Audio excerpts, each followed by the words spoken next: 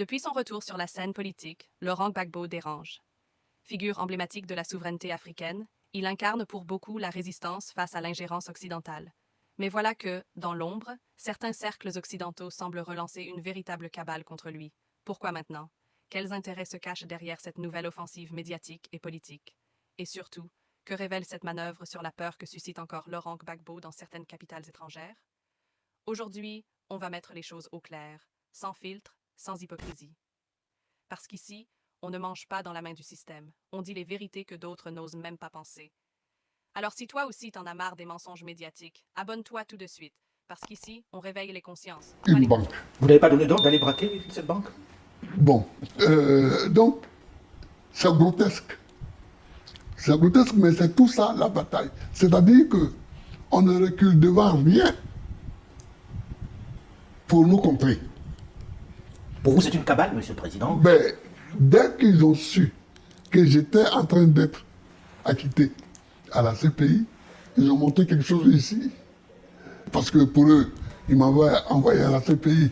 C'était ad vitam aeternam. Or, voici que je m'apprêtais à revenir. Donc, ils ont monté une petite cabale. Pour vous, c'est une cabale, il n'y a rien à vous reprocher sur ce braquage-là de la BCEAO? Mais vous ne vous reprochez rien? Il n'y a jamais eu de braquage. Quand j'étais président,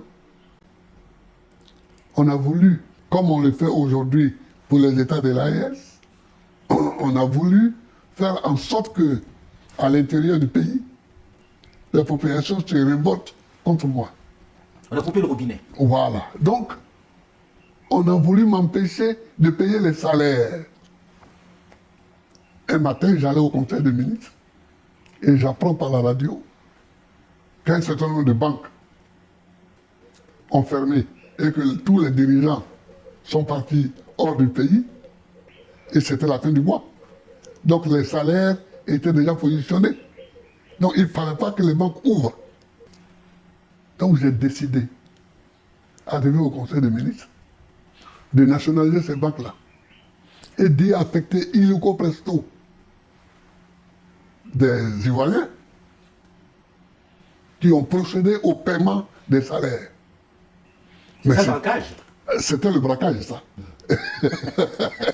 Donc on ne vous accuse pas de vous être enrichi avec ça? Non. C'est d'avoir payé les salaires. Voilà. Et donc, on a payé tous les salaires. Et quand on a vu que le braquage ne prenait pas avec moi, c'est là qu'on a décidé de me vitrifier. On va parler de la vitrification. Voilà. Monsieur le Président, Oui. pour vous, qui fait cette cabale?